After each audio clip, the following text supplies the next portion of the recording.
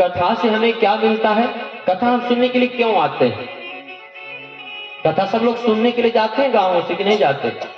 क्या मिलता है कथा से? हमें कुछ मिलता है। कथा जब हम सुनते हैं तो हमें कथा से शिक्षा लेना चाहिए। शिक्षा के लिए हम आप सब कथा सुनते हैं। इससे क्या शिक्षा मिली हमें? जैसे सौनक जी महाराज 88 ऋषियों को जो कार्य के लिए कहते थे वह कार्य बिना सोचे और बिना विचारे कर जाते थे, और कोई प्रश्न नहीं करते थे। 88 ऋषियों में जो मिलता, जैसा मिलता वैसा प्रसाद पाते थे और भगवान की इच्छा समझ करके उसी को स्वीकार करते थे। अच्छा, जीवन में दो बातें हैं, दो बातें यदि अपने जीवन में कर लें तो कभी किसी से लड़ाई झगड़ा नहीं हो सकता। कौन कौन सी? जैसा हो रहा है, जो भी कार्य हो रहा है और जैसा भी हो रहा है, यह परमात्मा की इच्छा है। जो भी कार्य हो रहा है इस परमात्मा की इच्छा, भगवान की कृपा है। और यदि हमारे मन के अनुकूल नहीं हो रहा, अभी तक तो मन के अनुकूल हो रहा, तो भगवान की कृपा है। मन के अनुकूल हुआ, भगवान की कृपा है, बहुत अच्छा कार्य हो रहा। यदि मन के अनुकूल नहीं हो रहा तब क्या करना चाहिए कि भगवान की ऐसी ही इच्छा है। जैसा हो रहा है भगवान की यही इच्छा है, चाहे अच्छा करवाओ चाहे बुरा करवाओ। इस तरह से जब आप कार्य करेंगे तो एकता रहती है। तो नैमिषारण्य की परम पावन भूमि पर श्री सूत जी महाराज 88,000 सौनक आदि ऋषियों को कथा श्रवण करवा रहे हैं। और यहां पर कहते नैमिषे सूत मासीन अभिवाद्य महामति। श्री सूत जी महाराज को महामति कहते हैं। मति 4 प्रकार की होती है, मति, सुमति, कुमति और महामति। इसके अलावा एक मंदमति भी होती है। तो ये 5 प्रकार की मति हो गई। इसका वर्णन कल करेंगे हम। तो यहां पर कहते हैं महामति श्री सूत जी। महामति का अर्थ यहां पर यह है कि हमारा कार्य कुछ भी है, बने या ना बने, लेकिन भगवान की प्रेरणा से, भगवान की कृपा से सामने वाले का ऐसा कार्य बन जाए, ये महामति है। और सौनक जी महाराज कैसे हैं? कथा अमृत रसा स्वाद कुशल। भगवान की कथा का रसा स्वादन करने में परम कुशल है सौनक जी महाराज। सौनक जी महाराज खड़े हो गए, हाथ जोड़ते हैं और प्रश्न करते हैं। प्रश्न करते हैं सौनक जी महाराज कि अज्ञान ध्वांत विध्वंसो कोटि सूर्य समप्रभः सोताख्याहि कथा सारम मम कर्ण रसायनम। भगवान देख कितनी सुंदर बात पूछ रहे सौनक जी महाराज कि अज्ञान ध्वांत विध्वंसो।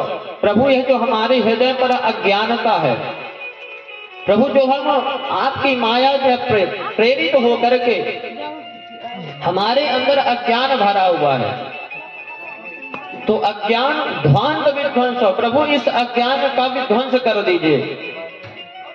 विध्वंस तो करना है अज्ञान को, लेकिन किससे करना है? इसके लिए आपके पास क्या है? प्रभु आपके गुरु जी की आपके ऊपर इतनी कृपा है कि कोटि सूर्य समप्रभ।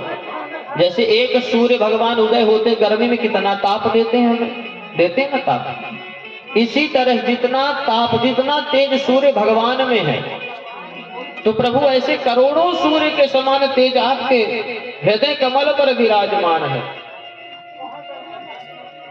प्रभु आप ऐसे ज्ञान से हमारे हृदय पर उपस्थित अज्ञान को समाप्त कर दीजिए। प्रभु आप हमें ऐसी कथा सुनाए जिससे हमारी अज्ञानता दूर हो जाए। और प्रभु यदि आप कथा सुनाने लग जाएंगे तो ना जाने हजारों करोड़ों वर्षों में भी कथा संपन्न नहीं होती भगवान की। आप चाहे जितने दिन भगवान की कथा सुनिए, भगवान कथा कभी पूरी नहीं होती। तो प्रभु आप हमें कथा सारम, कथा का सार सुनाइए। सर कथा नहीं सुनना, कथा तो हमने बहुत सुनी, बहुत देखी। जो सार है वह सार सुनाइए। और कैसे ही कथा भी कैसे सुनना हमें कि मम कर्ण रसायनम, प्रभु जो कि हमारे कानों के लिए औषधि के समान है। यहाँ पर कथा सुन रहे हैं, बता रहे हैं, रसायन यानी औषधि। क्या तात्पर्य यहाँ पर? कथा और औषधि का कोई तात्पर्य नहीं है। तो औषधि कैसी औषधि? जो हम इस संसार में, इस संसार के ताप से, जो भव रोग है, इस संसार का रोग कौन सा है? जन्म और मरण का रोग। जन्म लेना और मरना इस संसार का सबसे बड़ा रोग है। बीमारी को रोग नहीं बतलाया गया। पुनरपि जननम पुनरपि मरणम पुनरपि जननी जठरे शयनम। बार बार जन्म लेना, बार बार मरना, बार बार माँ के उदर में जाना, यही सबसे बड़ा रोग है। तो प्रभु ऐसे रोग को दूर करने के लिए प्रभु आप कथा सुनाइए। वह कथा कैसी हो? इस रोग को दूर करने के लिए रसायनिक औषधि के समान हो, ऐसी कथा सुनाइए।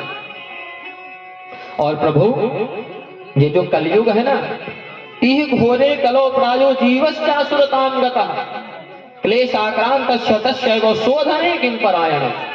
प्रभु इस घोर कलयुग में जीव आसुरी स्वभाव के हो जाएंगे, है ना, आज आसुरी स्वभाव के। तो प्रायः लोग कलयुग में आसुरी स्वभाव के होंगे और अनेक प्रकार के कष्टों से घिरे हुए होंगे। तो प्रभु यदि इस जीव को शुद्ध करना है, इस जीव को सर्वश्रेष्ठ बनाना है, इसके लिए प्रभु सर्वश्रेष्ठ उपाय क्या है? तब यहां से फिर सौनक जी महाराज कहते हैं, श्रेय साम यद भवे श्रेय पावना नाम च पावनम कृष्ण प्राप्ति कर्म शाश्वत साधनम तत्वदाधुना। हे प्रभु आप हमें ऐसा कोई साधन बतलाइए जो सबसे अधिक कल्याणकारी हो, यानी पवित्र को भी पवित्र कर देने वाला हो, ऐसा कोई हमें साधन बतलाइए। और कैसा हो? कृष्ण प्राप्ति कर्म, भगवान श्री कृष्ण की प्राप्ति कराने वाला हो, ऐसा प्रभु आप हमें ज्ञान दीजिए, ऐसा उपदेश सुनाइए। जब इस तरह से सौनक जी महाराज प्रश्न किए, तब से सूत जी महाराज कहते हैं, प्रीति सौनक चित्ते हेतु वचने विचार्य च सर्व सिद्धांत निष्पन्नम संसार भयनाशनम। श्री सूत जी महाराज कहते हैं, आपके प्रश्नों को सुन करके मैं विचार करके आपको समस्त सिद्धांतों का निष्कर्ष सुनाने जा रहा हूं, जो कि कैसा है? जो कि जन्म और मरण रूपी इस रोग को, इस कष्ट को, इस भय को दूर करने वाला है। और कृष्ण संतोष हेतुकम, भगवान श्री कृष्ण की प्रसन्नता के लिए इससे बड़ा उपाय कुछ नहीं है। सावधान तया श्रवण, आप इसे सावधान होकर के श्रवण करिए। कहते हैं, काल व्याल मुखग्रास त्रास निर्णास हेतवे श्रीमद् भागवतम शास्त्रम कलौकीरेण भाषितम। इस कथा को जो मैं आपको सुनाने जा रहा हूं, कौन कहता है? सूत जी महाराज कहते हैं सौनक जी से कि जो कथा मैं आपको सुनाने जा रहा हूं, यह कथा कलयुग में श्री सुखदेव भगवान राजा परीक्षित को श्रवण करवाए थे। यह श्रीमद् भागवत की कथा मैं आपको श्रवण करवा रहा हूं। और एतदस्मात् परम किंचन मना शुद्धि न विद्यते जन्मांतरे भवेत पुण्यम तदा भागवतम लभेत। यानी इससे बड़ा साधन मन की शुद्धि के लिए कुछ भी नहीं है। यह जो हमारा शरीर है ना, तो हमें तन भी शुद्ध करना चाहिए, मन भी शुद्ध करना चाहिए, धन भी शुद्ध करना चाहिए, तीनों अशुद्ध होते हैं। कहते हैं कि इस मन को शुद्ध करने के लिए भगवान की कथा से बढ़कर के कोई दूसरा साधन नहीं। और वह कथा कैसे प्राप्त होती है? जन्मांतरे भवेत पुण्यम, जो हमारे कई जन्मों के पुण्य एक साथ होते हैं, भगवान की कृपा हो गई, पितरों का आशीर्वाद मिल गया, भगवान की कथा सुलभ हो गई। इतनी परम दुर्लभ कथा आजकल के वक्ता व्यथा बना दिए ना, धन के लालच में ना कुछ।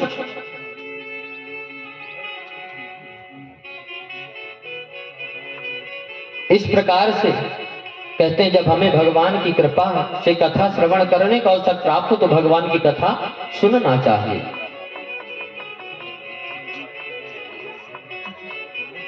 कहते हैं कि श्रीमद् भागवती वार्ता सुराणाम अपि दुर्लभा।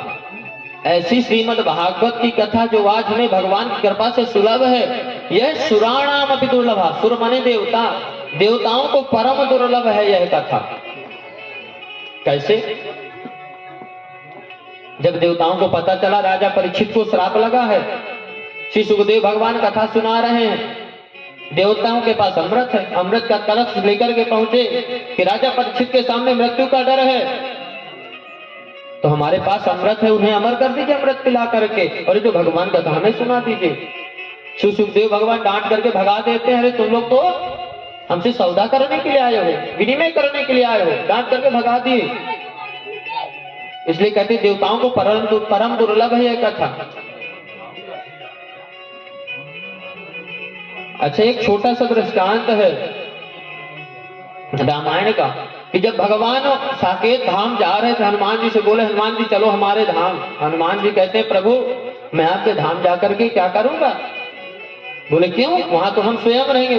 कहते हैं प्रभु वहां तो केवल आप ही रहेंगे, और यहाँ प्रभु आपके भी दर्शन होंगे और आपकी कथा सुनने को मिलेगा। इसलिए प्रभु मुझे साकेत धाम नहीं जाना, मुझे तो आपकी कथा अयोध्या में रह करके श्रवण करना। हनुमान जी साकेत धाम नहीं गए भगवान के साथ। तब कहते हैं कि ये जो भगवान की कथा है इसे कितने दिन में सुनना चाहिए? तब कहते हैं सप्ताहेन श्रुतम चेतत सर्वथा मुक्तिदायकम। यदि सप्ताह विधि से भगवान की कथा श्रवण किया जाए तो इससे ये 7 दिन में भागवत श्रवण करके हमें मोक्ष की प्राप्ति होती है। कहते हैं 7 दिन में सुनने की कथा कैसे प्रचलित हुई? इसे शौनक जी प्रश्न करते कि विधि श्रवे कुतः प्रीति संयोगः कुत्रतः सः। कहते हैं कि देवर्षि नारद जी सनकादिक ऋषि से कथा सुने 7 दिन की।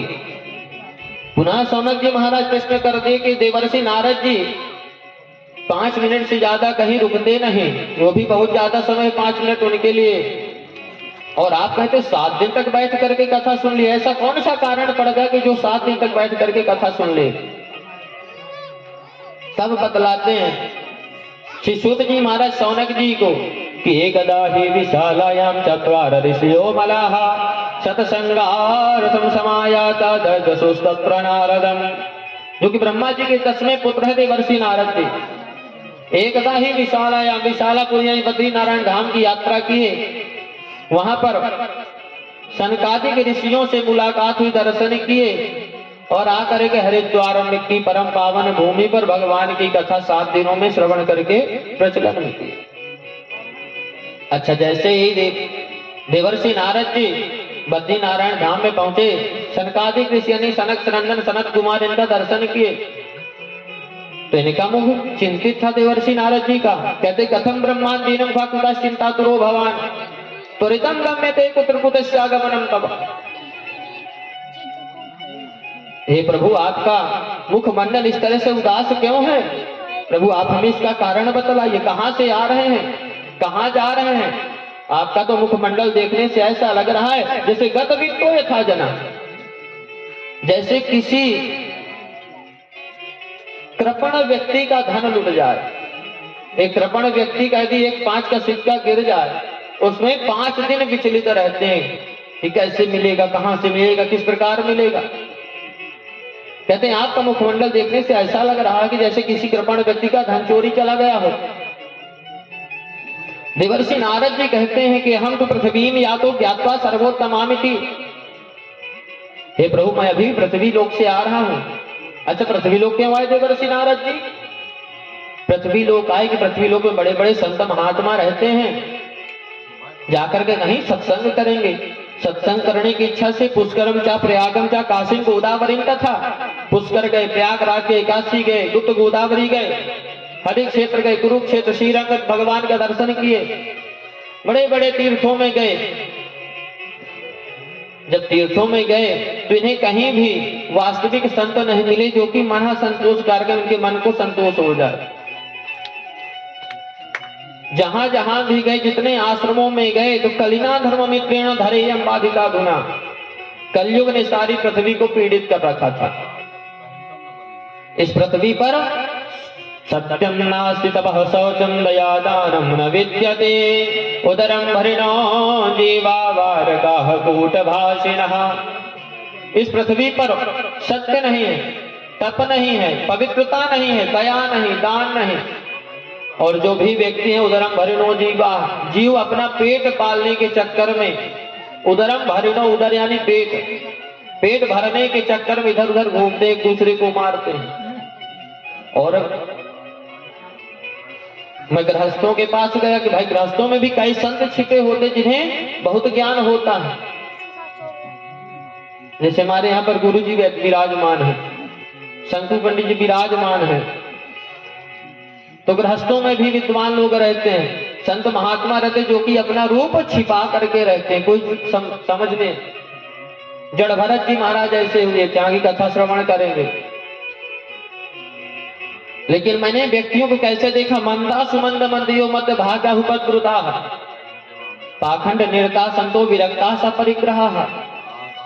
जब मैं पृथ्वी लोक पर गया तो मंद से भी अति मंद बुद्धि लोगों की देखा, मुझे बड़ी चिंता हुई कि इतनी मंद से भी अति मंद बुद्धि का कल्याण कैसे होगा। और जो साधु संत कहे जाते हैं वह पाखंड निरता, पाखंड परायण हो गए हैं। आजकल बढ़िया बड़े बड़े बाल रख ले, बढ़िया कानों में कुंडल पहन ले, और बढ़िया अच्छे अच्छे कपड़े पहन ले, और बढ़िया एक VIP 4 व्हीलर मिल जाए, फिर यदि महात्मा जी तो उनसे बड़े संत कोई नहीं है। इसलिए कैसे पाखंड निरता। पाखंड क्या है, पापस्य गंडा इति पाखंड, जो कि पाप का एक खंड है वह पाखंड है। और मैं गृहस्थों में जाकर के देखा तो तरुणी प्रभुता के ही श्यालकों को भी गाय कहा। जब कोई कार्य होता है हमारे घर में तो लोग घर के सदस्यों से कुछ विचार नहीं करते, कुछ परामर्श नहीं करते। परामर्श करने के लिए किसको बुलवाते हैं, श्याल को बुद्धिदाय कहा। दिमाग लेने के लिए साले साहब को बुलवाया जाता है। और साले कैसे होते हैं, कहावत कहते हैं, बिगाड़ बिगाड़े यारो घर बिगाड़े। प्रमाण भी इसके शकुनी मामा हो गए, कंस मामा हो गए। यदि अपने घर के लोगों से विचार करें, ही परामर्श करें तो एकता बनी रहेगी। भाई अपने घर में बुजुर्ग माता पिता होते हैं, बड़े भाई होते हैं, दादा दादी हो गए, इनसे विचार करना चाहिए। तो हम अपने घर वालों से नहीं कहते, श्यालकों को साले साहब को बुलाते बुद्धि लेने के लिए। और जो रिश्ते संबंध होते हैं तो कन्या विक्रय लोभा संपत्ति नाम से कलकना। आजकल जो दहेज प्रथा चल रही ना, तो कन्याओं को बेचा जाता है। आज यदि हम दहेज लेकर के संबंध करें, फिर हम उससे सुख की आशा करें, मुश्किल चीज है, कभी नहीं हो सकता। इसीलिए कलकनम यानी कलह मची रहती घरों में। इस तरह से देवर्षि नारद जी कहते हैं कि एवं पश्चिम कलेर दोषान पर्यटन वनी महा। मैं इस तरह से कलयुग के दोषों को देखता हुआ, इस पृथ्वी पर विचरण करता हुआ, यामुनम तटमापन्न लीला हरेर भूत, परम पावन मां यमुना के तट पर पहुंचा मैं। क्यों पहुंचा, क्योंकि वहां भगवान अनेकों प्रकार की लीलाएं किए हैं। भगवान साक्षात वृंदावन मां यमुना के तट पर विराजमान अभी आज भी होते हैं। वृंदावन कोई देखने का विषय नहीं है, वृंदावन अनुभव का विषय है। भगवान की भक्ति, भगवान का प्रेम अनुभव से जाना जा सकता है। लेकिन मैं वहां पर गया तो क्या देखा, एका तो तरणी तत्र निसन्ना खिन्न मानसा। एक युवती विलाप कर रही थी और उसके सामने वृद्धों को पतितों पर से निश संताव चेतना, दो बुजुर्ग अवस्था में व्यक्ति पड़े थे। मैं कुछ दूर तक तो गया, लेकिन फिर वापस हो गया कि जहां स्त्रियां एक साथ बैठी वहां पर नहीं जाना चाहिए। इस कथा से भी यही शिक्षा मिलती। देवर्षि नारद जी गए, लेकिन कुछ दूर के बाद वापस आ गए। जैसे ही वापस आने लगे तो जो वह स्त्री थी, युवती थी, वह बड़ी तेजी के साथ बुलाती है कि भो भो साधो क्षणम तिष्ठो मन चित्ताम अपि नाशयो। हे साधु, हे प्रभु, आप आइए, मेरे पास आइए। आप कहां भागे जा रहे हैं? मत चिंता मत ना प्रभु, आपके दर्शन करने से मुझे ऐसा लगता है कि मेरी चिंता समाप्त हो जाएगी। दर्शनम तवलोकस्य सर्वथा हरम परम। प्रभु आपका दर्शन करना तो इस जीव के लिए भगवान की कृपा है। देवर्षि नारद जी पास में गए, कहते देवी आप कौन हो? काशितम कालिनो चेमा नार्या का पद्मलोचना वद देवी सविस्तारम स्वस्य दुखस्य कारणम। देवी आप कौन हो? कहां से आई हो? ये जो दो पुरुष यहाँ पर अचेत अवस्था में पड़े, ये कौन है? वद देवी सविस्तारम, वद मने बताइए। हे देवी आप हमें सविस्तार कारण बताइए, कौन सा कारण? स्वस्य दुखस्य कारण, जो आपके दुख का कारण है। तब वह जो युवती थी वह खड़ी हो गई और कहती कि अहम भक्त रीति ख्याता मो में तनियो मतो। हे प्रभु मैं इस संसार में, इस दुनिया में भक्ति नाम से जानी जाती हूँ, मेरा नाम भक्ति है। ये जो दो अचेत अवस्था में बुजुर्ग हैं, यह दोनों मेरे पुत्र हैं। कौन? ज्ञान और वैराग्य। अच्छा यदि इसे हम अपने शरीर से अनुभव करें, यदि हमारे मन में श्रद्धा नहीं है, भक्ति नहीं है, तो जब भक्ति नहीं तो क्या ज्ञान आएगा? और जब ज्ञान नहीं आएगा तो वैराग्य की कोई बात ही नहीं। तो देवर्षि नारद जी कहते हैं कि देवी आप कहां से आई हो? आपका जन्म कैसे हुआ? किस प्रकार कहां हुआ? तब वह देवी बतलाती है, कुतपन्ना द्रविणेशाहं वृद्धिं कर्णाटके गता क्वचिन क्वचिन महाराष्ट्रे गुर्जरे जीर्णतां गता। हे प्रभु उत्पन्ना द्रविणेशाहं, मैं दक्षिण देश से उत्पन्न हुई। वृद्धिं कर्णाटके गता, कर्नाटक में जाकर के बड़ी हुई। क्वचिन क्वचिन महाराष्ट्र, जब मैं महाराष्ट्र प्रांत में पहुंची तो कहीं कहीं मेरा सम्मान हुआ, कहीं कहीं अपमान हुआ। और गुर्जरे जीर्ण काम कर, जब मैं गुजरात में पहुंची तो मैं जीर्ण शीर्ण पुरानी हो गई, वहां भक्ति कोई जानता ही नहीं था। यदि इसे अध्यात्म में देखा जाए, अच्छा पूज्य गुरुदेव भगवान को अध्यात्म बहुत पसंद है। यदि इसे अध्यात्म से देखा जाए तो भक्ति माता कहां से उत्पन्न हुई? दक्षिण देश से। समुद्र मंथन कहां हुआ था? दक्षिण में ही हुआ था। इसलिए कहती है उत्पन्ना द्रविण, मैं दक्षिण देश यानी समुद्र से उत्पन्न हुई थी। अब द्रविण देश जिह्वा को कहते हैं अध्यात्म में, यानी जैसे हम यहाँ से भगवान का कीर्तन गाएं, तो जब हम कीर्तन गाएंगे तो जिह्वा से ही बोलेंगे ना, तो जिह्वा से भक्ति का प्रादुर्भाव हुआ, तब हम भगवान का नाम एक राम बोल पाते हैं। तो उत्पन्ना द्रविण देश यानी जिह्वा से उत्पन्न हुई। जिह्वा के बाद कहां पहुंची? वृद्धिम कर्णाटके गता, जब मैं कान में पहुंची तो उसे, जैसे हम यहाँ से राम राम राम राम बोल रहे हैं तो आप लोगों के कान में पहुंची, तो जब आपके कान में पहुंची तो यहाँ बहुत सारे लोग हैं। अभी हम यहाँ से अकेले बोल रहे हैं, यहाँ कई सारे लोग हैं, तो उसका स्वरूप बढ़ गया। यानी वृद्धिम कर्णाटके गता, जब मैं कर्णपुटों पर पहुंची तो मेरा विस्तार हो गया, थोड़ा सा बड़ी हुई मैं। और क्वचिन क्वचिन महाराष्ट्र, जब मैं कान से सुन करके, हम कहा जाती है बात? मन में। तो जब मैं व्यक्तियों के मन में पहुंची तो क्वचिन क्वचिन, किसी के मन में मेरा सम्मान हुआ, किसी के मन में मेरा अपमान हुआ। जरूरी नहीं कि यहाँ जितने लोग बैठे हैं सब धार्मिक प्रवृत्ति के बैठे, कुछ नास्तिक व्यक्ति भी बैठे होंगे। तो नहीं, किसी के मन में मुझे बहुत सम्मान मिला और किसी के मन में मेरा अपमान भी हुआ। और गुर्जरे जीर्णतां गता, गुजरात,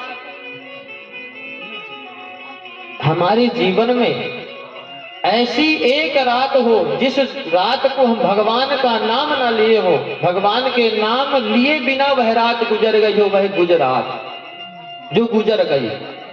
आज की रात गुजर गई, आज हमने भगवान का नाम नहीं लिया, उसका बड़ा विक्षोभ है। और यदि एक और देखा जाए दृष्टि से, तो बुढ़ापे में भक्ति नहीं की जाती। कल भक्ति का प्रसंग आएगा कि जो संत महात्मा राजा परीक्षित का उद्धार करने गए तो उसमें 4 तरह के महात्मा थे। उसमें भक्ति का प्रसंग बड़े विधिवत आएगा अध्यात्म से। तो इस तरह से कहे भक्ति मैया बतलाई, जब मेरा कहीं सम्मान नहीं हुआ तो मैं मन में विचार की कि वृंदावन में भगवान का धाम है, भगवान वहां नित्य निवास करते हैं, वहां जाऊं। समय की परिस्थिति में जैसे यहाँ मैं तो युवती हो गई, लेकिन मेरे दोनों पुत्र जीर्ण शीर्ण अवस्था में हो गए, बुजुर्ग हो गए, अचेत अवस्था में हो गए। यदि इसी तरह रहा तो इदम स्थानम परित्यज्य विदेशम गम्यते मया, हे प्रभु, यदि इसी तरह रहा तो मैं इस स्थान को भी छोड़ करके विदेश चली जाऊंगी। तब देवर्षि नारद जी हाथ जोड़ते हैं, कहते हैं मैया, मैं आपको वचन देता हूं कि मैं आपके कष्टों को भगवान से प्रार्थना करूंगा कि आपके कष्टों को दूर करें। हरि संति करिष्यति, आपके कष्टों को मैं नहीं दूर करूंगा, मैं भगवान से प्रार्थना करूंगा कि हे प्रभु, आप का कष्ट भगवान दूर करें। और मैं यह आपको जरूर वचन देता हूं कि मैं आपका कष्ट दूर करवा करके रहूंगा भगवान से। आप इस स्थान को छोड़ करके मत जाइए, नहीं तो लोग आज अभी भारत भूमि में जन्म लेने के लिए तरसते हैं। और यदि भारत भूमि में जन्म मिले तो वृंदावन की परम पावन धरा पर जन्म लेने के लिए लोग तरसते हैं। और आप मैया यहाँ से भी चली जाएंगी तो इस संसार का क्या होगा, भारत भूमि का क्या होगा? अच्छा, भारत का अर्थ होता है भा माने प्रकाश और रत माने लीन रहना। जो हमेशा प्रकाश में रहता है, प्रकाश में लीन रहता हुआ भारत है। तरह तरह के अवतार इस भारत भूमि पर भगवान ग्रहण करते हैं। इस प्रकार से देवर्षि नारद जी अनेक प्रकार की कोशिश करने लगते हैं। इधर भक्त देवर्षि नारद जी कहते हैं कि इस भूमि पर, इस संसार में यत फलम नास्ति तपसा न योगेन समाधिना तत् फलम लभते सम्यक कलौ के सब कीर्तनात्।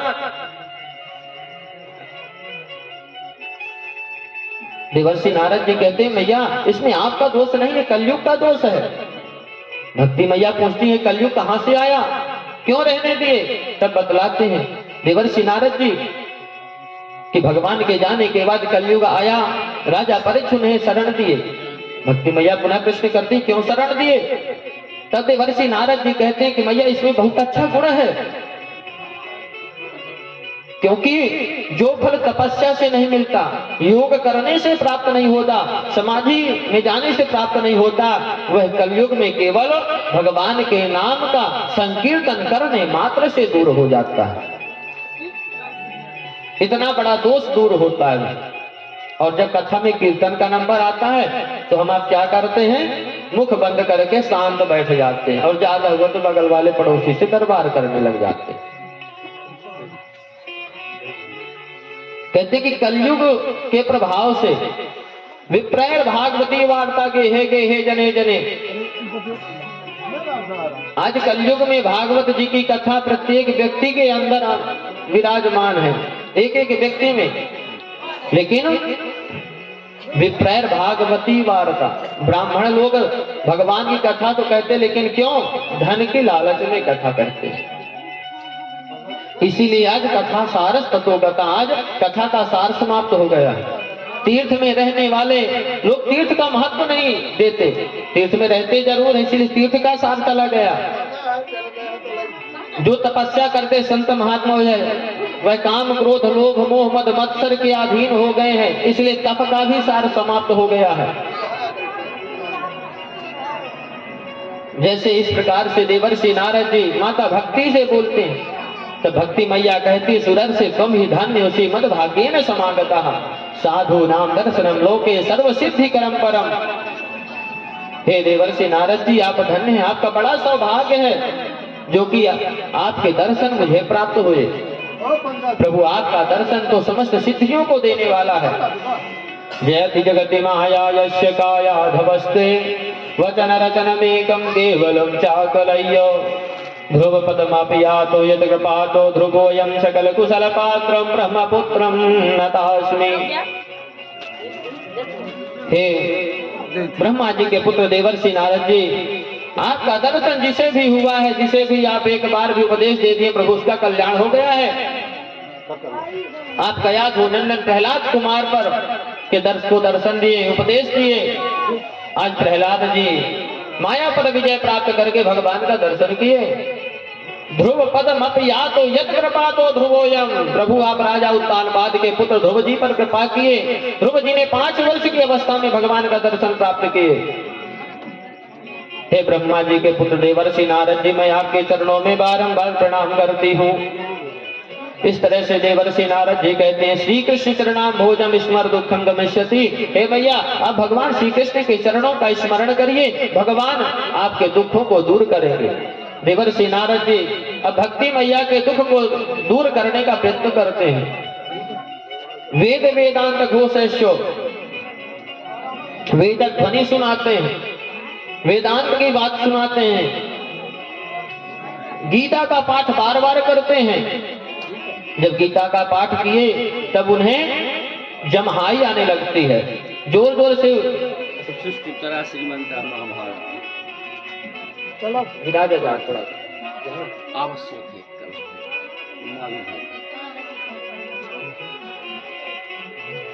तब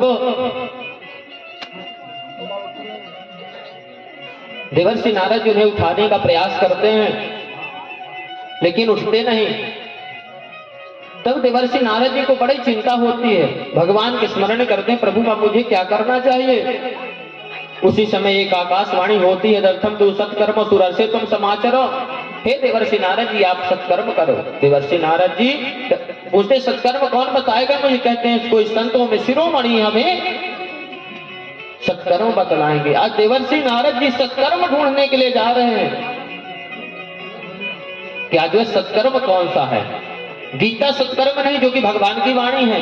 गीता सुनाने से किसी का उद्धार नहीं होता। वेद में जो बात लिखी वह भी सत्कर्म नहीं, तो सत्कर्म कौन सा है? देवर्षि नारद जी इसी सत्कर्म को ढूंढते हुए इस पृथ्वी पर आए थे। और इस पृथ्वी पर आए, जब पृथ्वी पर कहीं कोई संत नहीं मिले तब सीधे बद्री नारायण के धाम की ओर जाते हैं कि वहां पर भगवान का नित्य निवास है। वहां जरूर मेरे समस्या का समाधान होगा। वहां पर जाते सनकादिक ऋषि के दर्शन होते हैं। तब सनकादिक ऋषि कहते हैं कि माम चिंता करो देवर्षि हर्षम चित्ते समावह। अरे देवर्षि नारद जी, आप चिंता छोड़ दीजिए। उपाय सुख साध्योत्रो वर्तते पूर्व एव ही। अरे मन को प्रसन्न करने वाला, ज्ञान और वैराग्य को उद्धार करने वाला एक सबसे सरल साधन है। आप उनकी चिंता छोड़ दीजिए। अब बताइए देवर्षि नारद जी कितने चिंतित थे, आज उन्हें क्या कहते हैं सनकादिक ऋषि, क्या चिंता छोड़ दीजिए। फिर कहते हैं सनकादिक ऋषि कि अहो नारद धन्योसी विरक्ता नाम शिरोमणि। अरे देवर्षि नारद जी, आप तो धन्य हैं, आप संतों में शिरोमणि हैं, विरक्तों में शिरोमणि हैं, यानी उच्चतर। फिर कहते सनकादिक ऋषि कि आपको आकाशवाणी ने जिस सत्कर्म का संदेश दिया था वह श्रीमद् भागवत आलापा सतु गीता सुबाद गई। जो श्री सुखदेव भगवान के मुखार बिंदुओं से राजा परीक्षित के कर्णपुटों तक जो बात पहुंची, जो भगवान की मंगलमय कथा भागवत कथा पहुंची, वही सत्कर्म है। बोले श्रीमद् भागवत महापुराण की। यह सत्कर्म श्रीमद् भागवत है, जिसे सुनने से, भागवत कथा सुनने से क्या होता है? प्रलयम ही गमिष्यन्ति श्रीमद् भागवत तद्ध्वने हैं कलेर दोषाई में सर्वे सिंह शब्दात ब्रकाय। कितनी बड़ी बात। जिसकी गर्जना सुनने से, जहां पर श्रीमद् भागवत की कथा होती है, तो भगवान की मंगलमय कथा श्रवण करने से, जहां भगवान की कथा होने लगती है, भागवत की ध्वनि गूंजने लगती है, वहां से कलयुग के सारे दोष समाप्त हो जाते हैं। किस तरह के दोष? जैसे एक जंगल में एक बार शेर दहाड़ मार दे तो सारे की दड़ छिप जाते हैं, ऐसे सारे कलयुग के दोष समाप्त हो जाते, दूर भाग जाते हैं। फिर प्रेत पीड़ा को कहना क्या है? तब देवर्षि नारद जी कहते हैं कि प्रभु आप जो सत्कर्म मुझे बतला रहे हैं, तो वेद वेदांत घोष ऐसे गीता पाठे बोधिता। महाराज, मैं ज्ञान और वैराग्य में चेतना लाने के लिए वेद सुनाया, इनको वेदांत की कथा श्रवण करवाया, और गीता पाठ है, श्रीमद् भागवत गीता का पाठ कई बार श्रवण करवाया, मुहुर्मुहु यानी बार बार श्रवण करवाया। तो क्या यह सार नहीं है? तब सनकादिक ऋषि कहते हैं कि जो श्रीमद् भागवत कथा है, यह समस्त 4 वेद, 6 शास्त्र और 17 पुराण का सार श्रीमद् भागवत में भरा हुआ है। बोलिए श्रीमद् भागवत महापुराण की।